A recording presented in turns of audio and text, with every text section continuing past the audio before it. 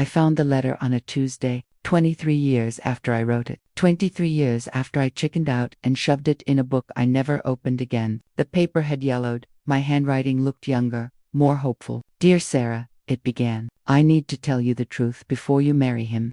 I never sent it. She married him anyway, had 2 kids, got divorced, and now, somehow, impossibly, she was standing at my door, silver streaking through her dark hair, asking if I remembered that summer we spent in Cape Cod. I remembered everything. I wasn't supposed to be cleaning out my mother's attic. I was supposed to be at a conference in Boston, networking with other university professors, pretending to care about departmental politics. Instead, I was 52 years old, kneeling on dusty floorboards, sorting through boxes of a life I'd tried to forget. The book was tucked behind old yearbooks and photo albums I didn't have the courage to open. Pride and Prejudice.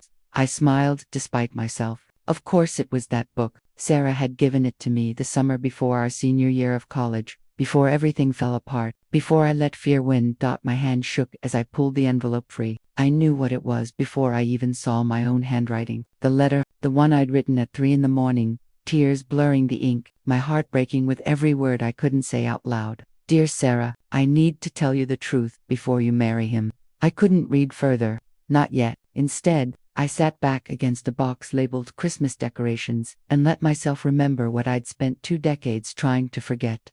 That summer in Cape Cod. We were 21, immortal, stupid. We'd rented a tiny cottage with peeling blue paint and a view of the ocean that made everything else disappear. It was supposed to be a girls' trip before Sarah's wedding, before she became Mrs. Richard Patterson and moved to Connecticut and had the life her parents had planned since she was born. I was in love with her, desperately, completely, terrifyingly in love, and I was almost certain she felt the same way. Those long walks on the beach where our hands would brush and neither of us would pull away. The way she looked at me when she thought I wasn't watching. That night we danced in the kitchen to Joni Mitchell, wind-drunk and laughing.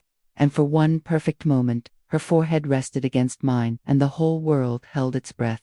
But I never said anything. And she married Richard 3 months later. I held the letter against my chest and finally let myself cry for the girl I was. For the woman I could have been if I'd been braver. My phone buzzed. A Facebook notification. Sarah Patterson had sent me a friend request. I stared at the notification for a full minute, my heart doing things hearts shouldn't do at 50. Sarah's profile picture showed her laughing, head thrown back, standing on what looked like a hiking trail, alone, no Richard in sight. Before I could overthink it, I accepted the request. Then, I did what any rational adult woman would do. I stalked her entire profile like a teenager. Divorced 2 years ago. Her kids were in college, Emma at Brown, Jack at Berkeley. She'd moved back to Massachusetts, was working as a therapist in Cambridge. She looked happy, tired, maybe, with lines around her eyes that hadn't been there before, but happy in a way she never looked in her old wedding photos.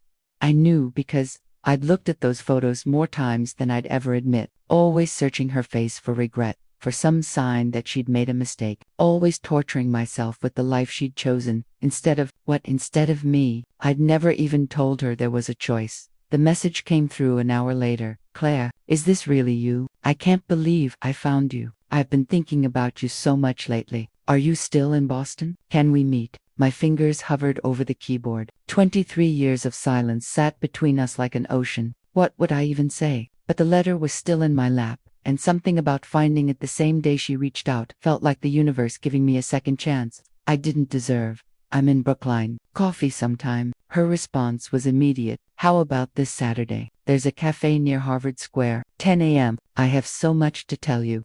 I had so much to tell her too. 23 years of things I should have said. That we crawled by. I changed my outfit 17 times on Saturday morning before settling on jeans and a sweater that I hoped said casual and definitely not desperately in love with you since 1982. Got to the cafe 20 minutes early and ordered a tea I didn't drink. Every time the door opened, my heart stopped. And then, at 10:03, there she was. Sarah.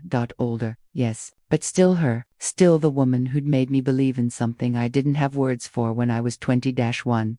She saw me and smiled, and I was lost all over again. You look exactly the same, Sarah said, sliding into the chair across from me. It was a lie, but a kind one.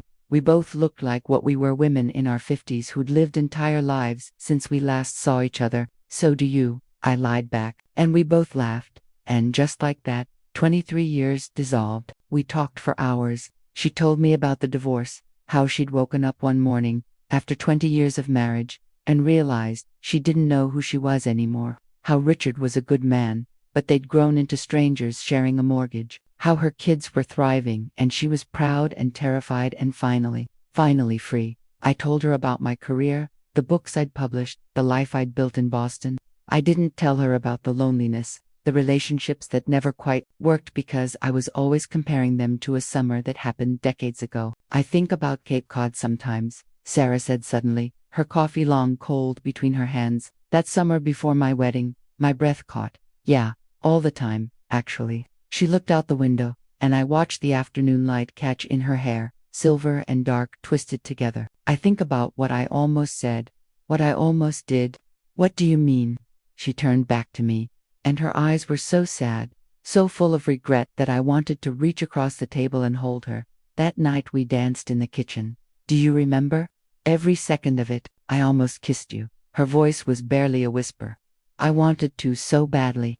But I was getting married in 3 months, and I was scared, and I didn't know how to be anything other than what everyone expected me to be.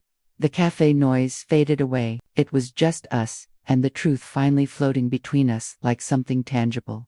I wrote you a letter, I said. Right before your wedding, I was going to tell you everything. That I was in love with you. That I thought maybe you loved me too. That you didn't have to marry him. Why didn't you send it?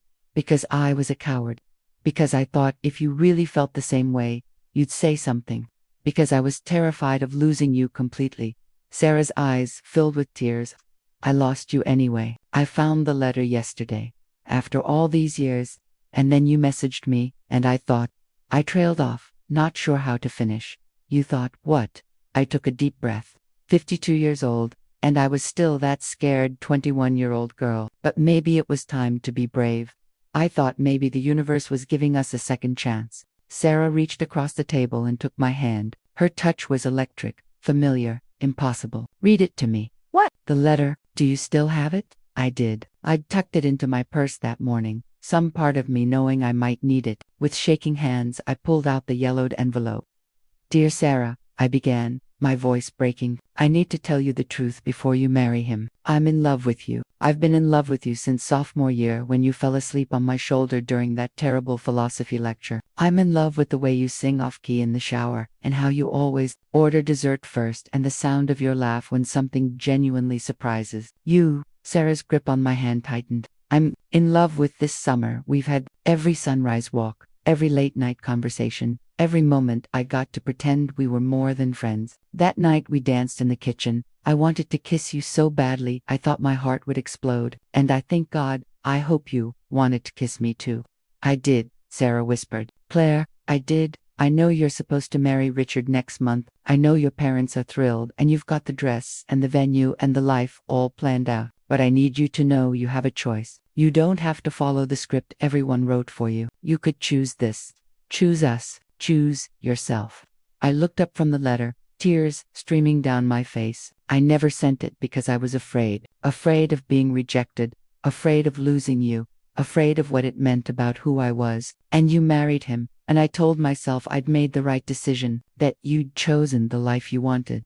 I chose the life I thought I was supposed to want, Sarah said. I spent 20 years being Mrs. Patterson, being someone's wife and someone's mother. And those things were real and important, and I don't regret my kids. But Claire, I was never fully there. Part of me was always still in that blue cottage in Cape Cod, dancing in the kitchen with you. She stood up, still holding my hand, and pulled me to my feet. Right there in the crowded cafe, she cupped my face in her hands. I'm 51 years old, she said. I've been married and divorced. I've raised 2 kids. I've built a career and a life. And I'm finally brave enough to say what I should have said when I was 21. What's that? I love you, Claire Mitchell. I've always loved you. And if the universe is really giving us a second chance, I'm not wasting it. She kissed me, soft and gentle and perfect. And in that moment, 23 years of regret and loneliness and what-ifs just melted away. When we finally pulled apart, the whole cafe was staring at us. I didn't care. So, I said, slightly breathless. What now? Sarah smiled, that same smile that had destroyed me in 1982. Now we get to find out who we are when we're finally brave enough to choose each other. We didn't waste any more time. That first year was messy and beautiful and everything I dreamed about at 21. We took it slow, rebuilding a friendship that had been frozen in time, learning each other all over again. Sarah met my colleagues and fit seamlessly into my world. I met her kids, who were wary at first but came around when they saw their mother genuinely happy for the first time in their memory. We went back to Cape Cod the next summer. The blue cottage was gone, replaced by an expensive rental, but the beach was the same. We walked it at sunrise, our hands intertwined, and finally lived the life that Letter had dreamed of. I'm 54 now. Sarah is 53. We're not young anymore, but we're finally free, finally honest, finally home. If you're reading this with a letter of your own tucked away somewhere, unsent and gathering dusts, send it. Say the thing. Take the risk. Life's too short to spend it wondering what if. Thought some second chances are worth waiting 23 years for. Ready to write your own second chance story? Download our free guide, Never Too Late, Finding Love After 50 at yourwebsite.com.